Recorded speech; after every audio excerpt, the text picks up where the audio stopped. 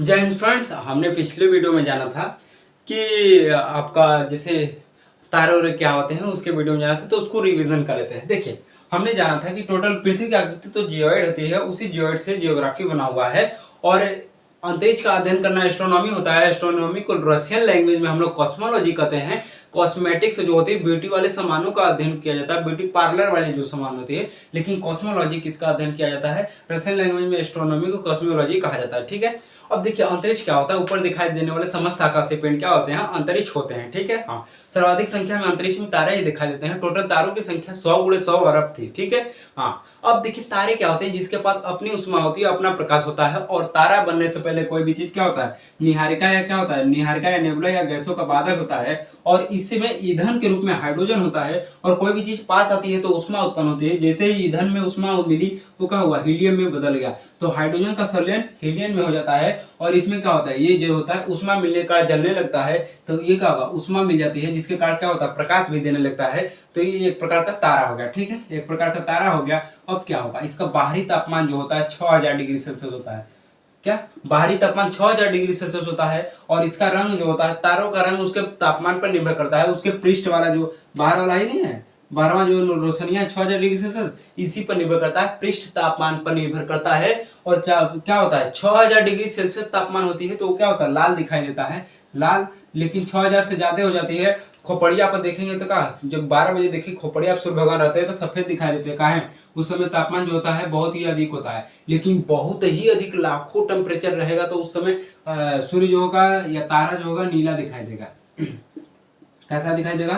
नीला दिखाई देगा। और अंदर का तापमान 6000 डिग्री सेल्सियस से अधिक होने का क्या होता है? प्लाज्मा अवस्था में हो जाता है। तो तारा क्या होता है? प्लाज्मा अवस्था में होता है। अब क्या होगा? प्लाज्मा अवस्था में हो जाएगा। अब क्या होगा? एक ऐसी भी स्थिति आएगी, इसमें से ईंधन क्या होगा? कम होता जाएगा, कम होता जाएगा। जैसे गैस वाला होता है, ईंधन कम होता जाता है, तो इसमें भी कम होगा। अब कम होता जाता है तो गैस क्या होता है? बड़ा आकार में बढ़ने लगता है। तो ये भी क्या होगा? बड़ा हो जाएगा। अब क्या होगा? ये क्या होगा? बड़ा आकार में हो जाएगा। ठीक है। हाँ, अब बड़ा आकार में हो जाएगा तो इसका तापमान कम है, तो कम है तो लाल प्रकाश देगा। क्योंकि सूर्य के उदय और सूर्य के अस्त के समय आप देखेंगे तो सूर्य क्या होता है? लाल दिखाई देता है और बड़ा दिखाई देता है। क्यों? क्योंकि क्या है? ईंधन खत्म होने वाला है, उस समय तापमान कम होता है सूर्य का, इसीलिए वो लाल दिखाई देता है। और बड़ा है तो पहले के दानों को मानव को दानव कहा जाता था, तो लाल दाना हो जाएगा। और ये क्या होता है? लाल दानों की आकृति कैसी होती है? बड़ी होती है, बड़ी हो जाएगी। अब इसके अंदर क्या होगा? ये जो होते हैं अलग अलग छोटे तारे इधर जाते हैं। सूर्य के द्रव्यमान के 1.44 के बराबर है छोटा। सूर्य के द्रव्यमान के, मान लीजिए सूर्य का द्रव्यमान है। ठीक है, सूर्य के द्रव्यमान के 1.44 के छोटे या बराबर किधर जाएंगे? छोटे तारे के रूप में जाएंगे। इसे ही श्वेत वामन कहते हैं। क्योंकि ये क्या होता है? जीव का थोड़ा सा अंश लेता है, आखिरी सांस लेता है अपने जीवन का, इसीलिए इसे जीवाश्म तारा भी कहते हैं। क्योंकि इसमें ईंधन जो है तनी मनी बचा हुआ है, लेकिन ईंधन वो भी खत्म हो गया, चमकना छोड़ देगा। इसीलिए इसे क्या कहते हैं? ब्लैक ड्वार्फ कहते हैं। क्या कहते हैं? काला वामन कहते हैं। जब क्या होता है? छोटे तारे चमकना छोड़ देते हैं तो उसे ब्लैक ड्वार्फ या फिर काला वामन कहते हैं। लेकिन तनी मनी जीव का अंश बचा है, तनी मनी चमक रहा है, तो उसे हम लोग श्वेत वामन कहते हैं। लेकिन बड़े तारे वाले क्या कहते हैं?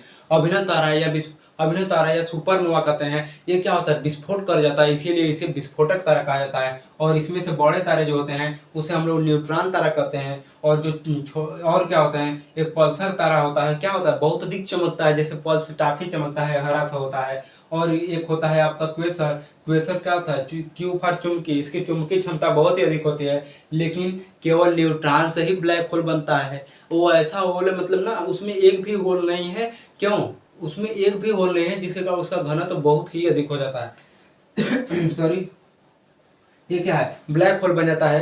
केवल न्यूट्रॉन तारा से ही ब्लैक होल बनता है, लेकिन कब्बो कब्बो न्यूट्रॉन तारा से, हमेशा नहीं, कब्बो कब्बो। पल्सर से नहीं बनेगा ब्लैक होल, क्वेसर से नहीं बनेगा ब्लैक होल, अभिनव तारा से ब्लैक होल नहीं बनेगा, केवल न्यूट्रॉन तारा से ही बनता है। और इसकी खोज किसने की? एस चंद्रशेखर साहब ने की है, भारतीय वैज्ञानिक। और ये क्या है? ये सूर्य के द्रव्यमान के छोटा या बराबर 1.44 के था। लेकिन सूर्य का द्रव्यमान का 1.44 के बड़ा हो जाएगा तो क्या होता है? बड़े तारे में जाते हैं, इसे ही अभिनव तारा कहा जाता है। ठीक है। हाँ, विस्फोट कर जाता है, इसीलिए इसे विस्फोटक तारा कहा जाता है। और सूर्य के द्रव्यमान के 1.44 को हम लोग क्या कहते हैं? चंद्रशेखर सीमा कहते हैं, क्योंकि इसकी खोज भी किसने किया था? चंद्रशेखर साहब ने किए थे, तो इसीलिए। और ब्लैक होल की खोज भी किसने किया था? चंद्रशेखर साहब ने किया था। इसका घनत्व बहुत अधिक होता है, दुनिया का सबसे अधिक घनत्व यही है, क्योंकि इस एक चम्मच का भार क्या होता है? तो सूर्य का एक चम्मच का भार क्या, एक चम्मच का भार जो होता है 10 हाथियों के भार के बराबर होता है। क्या? 10 हाथियों के भार के बराबर होता है, इसीलिए इसका घनत्व अधिक होता है। इसमें केवल इसमें प्रकाश तक नहीं जा सकता है। ठीक है, हमने ये सारी चीजों को जाना था। और इसे निहारिका या नेबुला कहते हैं। हाइड्रोजन का संलयन हीलियम में होता है, इसे गैसों का बादल कहा जाता है। चमकने लगता है तो तारा हो जाता है। 6000 इसके जो होता है पृष्ठ तापमान पर ही निर्भर करता है तारों का रंग। तो जब क्या होगा, 6000 डिग्री सेल्सियस होगा तो लाल हो जाता है, 6000 से ज्यादा हो जाएगा तो सफेद हो जाएगा, लेकिन बहुत ही अधिक तापमान हो जाएगा तो नीला हो जाएगा। फिर उसके बाद ईंधन खत्म होने लगता है, फिर आकार में बड़ा हो जाता है, इसीलिए लाल दानव कहते हैं। और तापमान कम होता है तो लाल ही हो जाता है। फिर छोटे तारे में चले जाते हैं तो इसे श्वेत वामन कहते हैं। सूर्य के द्रव्यमान के 1.44 से छोटा या बराबर होता है तो उसे क्या होता है, छोटे तारे में चले जाते हैं। और क्या होता है, तनी मन जीव का अंश बचा है, इसीलिए इसे जीवाश्म तारा श्वेत वामन कहा जाता है, व्हाइट ड्वार्फ। फिर उसके बाद ड्वार्फ मतलब बौना, फिर इसके बाद चमकना छोड़ देता है तो काला वामन कहते हैं, कचरा का समान हो जाता है। और बड़े तारे जो होते हैं सूर्य के द्रव्यमान के 1.44 से जो क्या होंगे, बड़ा होंगे, उसे हम लोग अभिनव तारा या सुपरनोवा कहते हैं। फिर इसको ब्लास्ट कर जाता है, इसीलिए इसे विस्फोटक तारा कहा जाता है। न्यूट्रॉन तारा बड़े होते हैं आकार में, पल्सर तारा चमकते हैं बहुत तेज, और क्वेसर तारा का होता है चुंबकीय क्षमता बहुत ही अधिक होती है। केवल न्यूट्रॉन तारा से वो भी कबो कबो ब्लैक होल बनता है, और ब्लैक होल का घनत्व तो बहुत ही अधिक होता है। दुनिया का सबसे अधिक घनत्व इसी का होता है, जिससे टकराता है, छेद करके निकल जाता है, क्योंकि एक चम्मच का भार 10 हाथियों के भार के बराबर होता है। अब क्या होगा, ये सारी चीजें हो गई। हाँ, अब ये किसने दिया था? चंद्रशेखर सीमा किसे कहते हैं? 1 सूर्य के द्रव्यमान के 1.44 को चंद्रशेखर सीमा कहते हैं। और देखिए, सूर्य के द्रव्यमान के 1.4, मान लीजिए हम सूर्य हैं और हमारा 1.5 गुना मतलब 1.44 हमारा 1.5 गुना है, तो हम किस में जाएंगे? हमारा 1.5 गुना, मान लीजिए हम 5 फीट के हैं तो 7.5 फीट का, तो हम किस में जाएंगे? हम सूर्य के द्रव्यमान के 1.44 से कहाँ है, छोटा ही है या बराबर है, तो किस में जाएंगे? इसमें जाएंगे। सूर्य के द्रव्यमान के 1.44 के बराबर ही है। ठीक है, ये हम तो छोटा है तो कहाँ जाएंगे? हम छोटे तारे में जाएंगे। ठीक है, तो सूर्य किधर जाएगा? सूर्य के द्रव्यमान का 1.44 कहाँ जाएगा? सूर्य का गुना किया जा रहा है, तो सूर्य खुद अपना का 1.5 गुना नहीं है, तो कहाँ जाएगा? छोटे तारे में। तो सूर्य खुद छोटे तारे में जाएगा। सूर्य जो होता है, ये हो गया सारी चीजें। हाँ, अब हम लोग समझते हैं अलग चीजों को। देखिए, ऐसा प्रतीत होता है, दिन हो या रात, ऐसा प्रतीत होता है कि प्रकाश आ रहा है, सफेद सफेद प्रकाश आ रहा है। ठीक है, प्रतीत होता है। तो क्या होता है, और वो क्या होता है, एक ही पॉइंट से आता है। ऐसा प्रतीत होता है कि एक ही पॉइंट से सफेद सफेद बहुत सारे प्रकाश आ रहे हैं, तो उस पॉइंट को क्या कहते हैं? व्हाइट होल कहा जाता है, सफेद होल कहा जाता है। इसीलिए ये क्या है, सफेद होल है। लेकिन वास्तव में ऐसा कुछ नहीं होता, ये एक काल्पनिक है। जैसे क्या होता है, आप पेपर कक्षा 10-12 का देने इंटरमीडिएट या हाई स्कूल का देने जाते हैं तो 99.99% टारगेट बनाते हैं, 80% 90% बनाते हैं, लेकिन वो क्या है, काल्पनिक है। वास्तव में कुछ और है। क्या? 70% 65% ये सारी चीजें आती है। कुछ लोग अचीव कर लेते हैं, ऐसी बात नहीं है, लेकिन ये क्या है, वास्तविक नहीं है, ये काल्पनिक है। ऐसा प्रतीत होता है एक ही बिंदु से सारे सफेद पॉइंट आ रहे हैं, उसे व्हाइट होल कहा जाता है। ठीक है, ये काल्पनिक है। अब हम लोग समझते हैं क्या, अब हम लोग समझते हैं अलग चीजों को इससे आगे।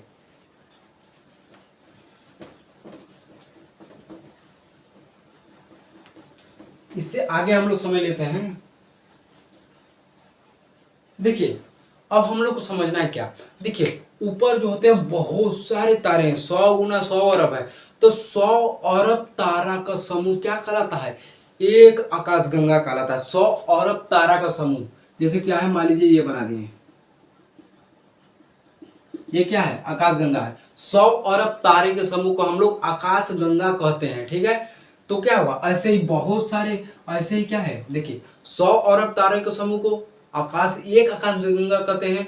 जैसे क्या है, 100 अरब बुनिया को लेकर के एक लड्डू बना दीजिए तो क्या है, वो एक आकाशगंगा है। ऐसे ही 100 अरब तारों को लेकर एक लड्डू बना दीजिए तो क्या है, एक आकाशगंगा है, एक गैलेक्सी है। ठीक है, अब ऐसे ही ब्रह्मांड में 100 अरब का है आकाशगंगा है, तो ब्रह्मांड में 100 अरब लड्डू है, उस लड्डू में भी 100 अरब बुनिया है। ठीक है, मतलब ब्रह्मांड में टोटल का है 100 अरब आकाशगंगाएं हैं, और उस प्रत्येक आकाशगंगा में 100 अरब तारे हैं। तो देखिए अब क्या होगा, बहुत सारे आकाशगंगा हैं। आकाशगंगा को गैलेक्सी कहा जाता है अंग्रेजी में, सीबीएसई बोर्ड वाले कहते हैं। बहुत सारे आकाशगंगाएं हैं, ऐसा ही हम लोग एग्जाम्पल के लिए देख लेते हैं। देखिए हमारा जिसमें सूर्य है, मान लीजिए इसमें से हम लोग भी किसी में होंगे ना, तो देखिए मान लीजिए हम मान लेते हैं कि सूर्य इसमें है, ठीक है। हाँ, अब देखिए सूर्य इसमें है, देखिए अब क्या होगा, सूर्य देखिए इतना धीमा चलता है, इतना धीमा चलता है, क्या इतना धीमा चलता है, इतना धीमा चलता है, क्या होता है, इतना धीमा चलता है कि ये जो होता है अपने ब्रह्मांड का मतलब अपने आकाशगंगा का चक्कर लगाने में 25 करोड़ साल लगा देता है। क्या 25 करोड़ साल लगा देता है, 25 करोड़ वर्ष, क्या 25 करोड़ वर्ष लगा देता है। इतना धीमा चलता है, पता है 1 सेकंड में 250 किलोमीटर चलता है। ये धीमा नहीं चल रहा है, ये ब्रह्मांड अपना बड़ा ही है आकाशगंगा। क्या 1 सेकंड में 250 किलोमीटर चलता है, 1 सेकंड में 250 किलोमीटर चलेगा। ऐसे ही 25 करोड़ वर्ष चलेगा, तब जाके इसका क्या अपने क्या है अपने आकाशगंगा का एक चक्कर मारेगा। क्या ऐसे यहाँ जाएगा, यहाँ रुक जाएगा, ये एक चक्कर हो गया। तो क्या होता है अपने आकाशगंगा का सूर्य द्वारा एक चक्कर लगाने में ली गई समय ब्रह्मांड वर्ष कहा जाता है, क्योंकि ब्रह्मांड हम लोगों के लिए यही है। तो क्या हो जाएगा, ये ब्रह्मांड वर्ष हो जाएगा। कोई व्यक्ति क्या होता है, एक ब्रह्मांड वर्ष में कितना होता है, 25 करोड़ वर्ष होता है। अगर कोई व्यक्ति एक ब्रह्मांड वर्ष जी गया ना, तो कितना जी गया, 25 करोड़ वर्ष जी गया। और सूर्य जो होता है चक्कर लगाता है कितना के स्पीड से, 1 सेकंड में 250 किलोमीटर, 2 सेकंड में तो राज्य मार के हिल जाएंगे दूसरे राज्य में। तो क्या होता है ये चक्कर लगाता है, ठीक है। हाँ, अब देखिए सूर्य पृथ्वी मान लीजिए इधर कहीं है, तो सूर्य जो होता है, सूर्य के सबसे नजदीकी तारा क्या होता है, पृथ्वी के सबसे नजदीकी तारा सूर्य होता है। और सूर्य के सबसे नजदीकी तारा कौन होता है, प्रॉक्सिमा सेंचुरी होता है। क्या सूर्य के सबसे नजदीकी तारा प्रॉक्सिमा सेंचुरी होता है, देखिए प्रॉक्सिमा सेंचुरी होता है। अब देखिए पृथ्वी से सबसे नजदीकी तारा सूर्य है, लेकिन पृथ्वी से दूसरी सबसे नजदीकी तारा प्रॉक्सिमा सेंचुरी है। अगर आपको यहाँ पहुंचना है ना, क्या अगर आपको यहाँ पहुंचना है ना, तो 1 सेकेंड में 3 लाख किमी प्रति, क्या 1 सेकेंड में 3 लाख जाइए, और ऐसे ही कहाँ जाइए, ऐसे ही आप 1 दिन तक 3 लाख चाहिए, 1 महीना तक 3 लाख जाइए, 1 साल तक 3 लाख जाइए, ऐसे ही 4 साल तक जाइए। क्या 1 सेकेंड में 3 लाख, 4 साल तक जाइए, तब आप कहाँ पहुंचेंगे, प्रॉक्सिमा सेंचुरी तक। इतना दूर है, क्या इतना दूर है आपका प्रॉक्सिमा सेंचुरी। लड़कवा का कहता है चलो ले चले तुम्हें तारों के शहर में, अच्छा बेवकूफ बनाता है, मुँह आ देगा एरिया ले जाके।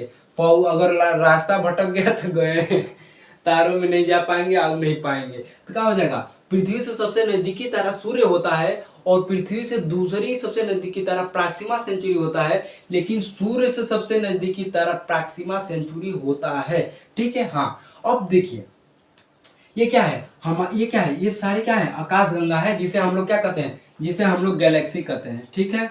गैलेक्सी या आकाशगंगा, आकाशगंगा वो नीचे वाला गंगा नदी है, लेकिन आकाश में है तो इसका नाम आकाशगंगा होगा, ठीक है। अब देखिए ये क्या है, आकाशगंगा है, लेकिन ये हमारे का है, करीबी है। जैसे आपके कोई करीबी होता है तो आपका उसका नाम क्या सोना बाबू रखते हैं, तो इसका भी नाम हम सोना बाबू रख दें, कुछ अलग नाम रख देते हैं। इसका नाम हम लोगों ने क्या रख दिया, अपने आकाशगंगा का नाम, अपने गैलेक्सी का नाम क्या रख दिया, सभी के सभी गैलेक्सी आकाशगंगा है, लेकिन पहचान हो सके, जैसे क्या होता है आपका नाम अभिषेक रख दिया जाता है, मंगरवा रख दिया जाता है, पहचान हो सके, सभी के सभी तो लड़के हैं, तो इसका भी पहचान हो सके, इसीलिए हमने इसका नाम क्या रख दिया, ये क्या रख दिया, मंदाकिनी, मंदाकिनी, मंदाकिनी रख दिया, ठीक है, मंदाकिनी रख दिया। लेकिन क्या पता है सीबीएसई बोर्ड वाले का अलग रुझान है, अब वो कहते हैं कि हमें अंग्रेजी में चाहतो, तो उसका नाम इसी को रखना पड़ा, का मिल्की वे,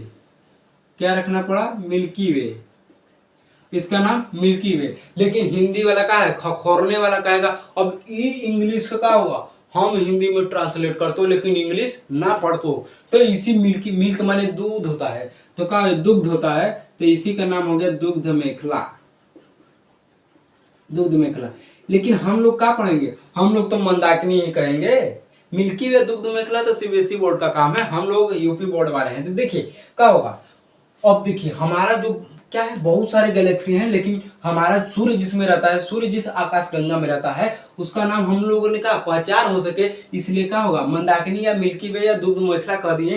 अब क्या होगा, ये 250 किमी प्रति सेकंड से क्या होता है चक्कर मारता है, और एक चक्कर अपने क्या होता है, एक चक्कर अपने क्या होता है गैलेक्सी आकाश गंगा या मंदाकिनी के नाम, मंदाकिनी को एक चक्कर मारने में 25 करोड़ वर्ष लेता है। तो इससे ही ब्रह्मांड वर्ष कहते हैं। देखिए सूर्य एक गैलेक्सी या एक मंदाकिनी का चक्कर मारने में जितना समय लेता है उसे ब्रह्मांड वर्ष कहता है, क्योंकि हम लोग के लिए ब्रह्मांड यही है, बहुत ही बड़ा है। तो क्या होगा, कोई व्यक्ति एक ब्रह्मांड वर्ष जी गया तो क्या होगा, 25 करोड़ वर्ष जी गया। और पृथ्वी सबसे नजदीकी तारा पहली कौन है, सूर्य है, और दूसरी कौन है, प्रॉक्सिमा सेंचुरी है। अगर आपको यहाँ पहुंचना है तो 1 सेकंड में 3 लाख किलोमीटर चलिए, कहाँ तक, 1 सेकंड में 3 लाख किमी, आज 4 साल तक जाते जाइए तो हो जाएगा, आप पहुंच जाएंगे प्रॉक्सिमा सेंचुरी तक। अब देखिए, अब ये क्या है, हमारे और भी कर भी है, तो इसका नाम हम लोग क्या रख दें, इसका नाम हम लोग देवरानी रख दें, नहीं देवयानी रख दें। तो इसका नाम क्या हो जाएगा, देवयानी। देवयानी इसे ही हम लोग एंड्रोमेडा कहते हैं, एंड्रोमेडा, क्या इसका नाम हम लोग एंड्रोमेडा कहते हैं, ठीक है। हाँ, अब देखिए देवयानी या एंड्रोमेडा कहते हैं। तो हमारी गैलेक्सी देखिए, हालांकि सभी के सभी गैलेक्सी है, देखिए मंदाकिनी भी गैलेक्सी है, लेकिन सभी की सभी गैलेक्सी मंदाकिनी नहीं है। ऑल गैलेक्सी आर नॉट मंदाकिनी, बट मंदाकिनी इज गैलेक्सी। क्योंकि देखिए सभी के सभी आकाशगंगा मंदाकिनी नहीं है, लेकिन मंदाकिनी क्या है, आकाशगंगा है। सभी देखिए देखिए ऐसे भारत एक देश है, लेकिन सभी का सभी देश भारत नहीं है। इसी प्रकार सभी के सभी गैलेक्सी क्या है, मंदाकिनी नहीं है, लेकिन सब मंदाकिनी क्या है, मंदाकिनी एक गैलेक्सी है। तो ये हो जाता है। देखिए अब इसी आकाशगंगा, मतलब हम लोग इसमें रहते हैं, मंदाकिनी के सबसे नजदीकी आकाशगंगा कौन है, इस मंदाकिनी के सबसे नजदीकी आकाशगंगा कौन है, तो उसका नाम हम लोगों ने देवयानी रख दिया। क्या देवरानी नहीं, कि आप रिलेशन बनाने लगे देवरानी वाला, तो इसे अंग्रेजी में एंड्रोमेडा, सीबीएसई बोर्ड वाला मतलब हद हो गया। तो क्या हो जाएगा, देवयानी हो जाता है। अब देखिए मंदाकिनी से पहले कौन है सबसे नजदीकी आकाशगंगा, ये आकाशगंगा है, तो क्या हो जाएगा, देवयानी। अगर आपको यहाँ पहुंचना है ना, तो पृथ्वी से लीजिए का, पृथ्वी से 1 सेकंड में 3 लाख किलोमीटर चलिए, और ऐसे ही 2 मिलियन वर्ष, मतलब 1 मिलियन में 10 लाख, मतलब 20 लाख वर्ष चलिए। का 20 लाख वर्ष निरंतर चलते रहिए, क्या 20 लाख वर्ष निरंतर चलते रहिए, तो आप देवयानी पर आ जाएंगे, ठीक है। हाँ, और इतना हम लोग जीवन नहीं करेंगे, 60-70 साल की जिंदगी है, 20 लाख वर्ष वगैरह बर्बाद करके मर जाएंगे, क्या हो जाएगा। तो ये जाएगा, यहाँ पे पहुंचना है तब। तो पृथ्वी देखिए मंदाकिनी के सबसे नजदीकी आकाशगंगा कौन है, देवयानी या एंड्रोमेडा है। यहाँ से पहुंचना है तो आप पृथ्वी से 1 सेकंड में 3 लाख चलिए, और ऐसे ही 20 लाख वर्ष चलिए, आप पहुंच जाएंगे आराम से। और मंदाकिनी का पहला तो देवयानी है सबसे नजदीका, लेकिन मंदाकिनी से सबसे नजदीकी दूसरा कौन है, आकाशगंगा या गैलेक्सी। तो क्या है, इसका नाम अब आधार कार्ड के तरह मिलेगा, ढेर 100 अरब आकाशगंगा है, तो आधार कार्ड के तरह नहीं मिलेगा। तो इसका नाम रख दिए NGCM 33। तो देखिए मंदाकिनी के सबसे नजदीकी वाला कौन है, सबसे नजदीकी आकाशगंगा कौन है, सबसे नजदीकी आकाशगंगा का नाम देवयानी या एंड्रोमेडा है, लेकिन मंदाकिनी के सबसे नजदीकी दूसरी कौन आकाशगंगा है, NGCM 33। तो यूपीएससी में पूछा था कि NGCM 33 क्या है, तो पहला ही नहीं पड़ा कि सब्जेक्ट कौन सा है। तो देखिए पहला ऑप्शन दिया था, पहला ऑप्शन क्या दिया था, पहला दिया था कि आकाशगंगा है, दूसरा ऑप्शन दिया था कि बल्ज है, तीसरा ऑप्शन दिया था नक्षत्र है, चौथा ऑप्शन दिया था क्या, चौथा ऑप्शन दिया था कि ग्रह है। तो क्या था, ये जो है आकाशगंगा है, NGCM 33 आकाशगंगा है। देखिए अब देखिए यहाँ पे क्या होंगे, तारे होंगे, और कोई भी चीज क्या होता है, जैसे आप लट्टू नचाते हैं तो क्या होता है, जब क्या होती है ऊर्जा ज्यादा, जब तेज नचाते हैं तो क्या होता है, ढेलवा जो बहरवा होता है वो बाहर नचता है, लेकिन जैसे जैसे कम होती है वो क्या होता है, सेंटर की ओर आने लगता है। तो ऐसे ही क्या होगा, जिस तारों में ऊर्जा बहुत ही अधिक होगी वो किनारों पर होंगे, मतलब साइड में होंगे, भुजाओं पर, ये क्या है, भुजाओं पे होंगे। लेकिन जैसे जैसे ऊर्जा कम होगी वो क्या होगा, सेंटर के होते जाएंगे, सेंटर के होते जाएंगे, और एक ऐसी भी स्थिति आएगी कि तारा मर जाएगा तो क्या होगा, बीच में हो जाएगा। और तारा मरता है तो हमने बता चुके हैं कि ब्लैक होल के रूप में कुछ कुछ तारे मरते हैं, कब्बो कब्बो, हमेशा नहीं ब्लैक होल बनता है, कब्बो कब्बो वो भी न्यूट्रॉन तरह से बनता है। तो क्या होगा, अब ब्लैक होल सर्वाधिक कहाँ होंगे, मरेंगे तारा यही, तो ब्लैक होल भी बनेगा यही। तो सर्वाधिक कहाँ पाए, देखिए ये जो आकाश गंगा है, अपना अपना आकाश गंगा या अपना मंदाकिनी, उसके देखिए आकाश गंगा के पॉइंट को, सेंटर पॉइंट को हम लोग बल्ज कहते हैं, क्या बल्ज कहते हैं। आकाश गंगा के सेंटर पॉइंट को हम लोग बल्ज कहते हैं। तो सर्वाधिक आकाश, पूछा गया क्वेश्चन है कि सर्वाधिक आकाश गंगा कहाँ पर, सर्वाधिक का ब्लैक होल कहाँ पाए जाते हैं अधिकतम, तो बल्ज में पाए जाते हैं। क्यों, क्योंकि सभी तारे जो होते हैं मरते उसी में है, तो ब्लैक होल भी उसी में बनेगा। और जो नए तारे होते हैं वो कहाँ होते हैं, वो भुजाओं पर होते हैं। लेकिन जो पुराने तारे होते हैं कहाँ होते हैं, वो मध्य में घूमते रहते हैं, इन्हीं दोनों बल्ज और भुजाओं के मध्य में घूमते रहते हैं। ठीक है, हाँ, तो ये सारी चीजें हो जाती है। ठीक है, हाँ, अब देखिए ये सारी चीजें हो गई, ये भी होगा, ये भी होगा, ये भी होगा। ठीक है, कोई दिक्कत की बात नहीं है, हमने ये सारी चीजें जान लिया है। ठीक है, तो देखिए 100 अरब तारों को हम लोग क्या कहते हैं, 100 अरब तारों को मिलाएंगे तो एक आकाश गंगा बनता है। और ऐसे ही 100 अरब ब्रह्मांड में क्या है, 100 अरब ब्रह्मांड में क्या है, टोटल आकाश गंगा है।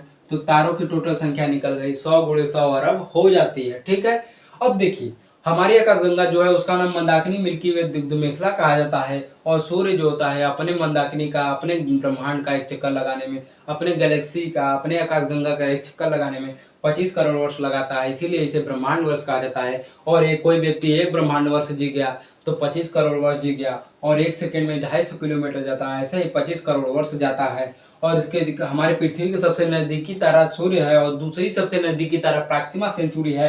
और हमारी मंदाकिनी के सबसे नजदीकी आकाशगंगा का नाम कौन है, देवयानी या एंड्रोमेडा है। लेकिन हमारी मंदाकिनी का दूसरी सबसे नजदीकी आकाशगंगा का नाम क्या है, उसका नाम एनजीसीएम 33 है। तो इतने सारे हो गए। ठीक है, और इसके देखिए जो नए तारे होते हैं, क्या जो नए तारे होते हैं तो वो क्या होते हैं, भुजाओं पे होते हैं, क्योंकि ऊर्जा अधिक होती है। और जो पुराने तारे होते हैं वो बीच में होते हैं, मध्य में होते हैं, ऐसे घूमते रहते हैं। लेकिन जो क्या होते हैं, जो मरे हुए तारे रहते हैं वो बल्ज में होते हैं, सेंटर पॉइंट में रहते हैं। और जो पुराने तारे रहते हैं क्या, भुजाओं और बल्ज दोनों के बीच में घूमते रहते हैं। ठीक है, हाँ, तो इतना सारे होगा। अब मिलते हैं नेक्स्ट वीडियो में। जय हिंद।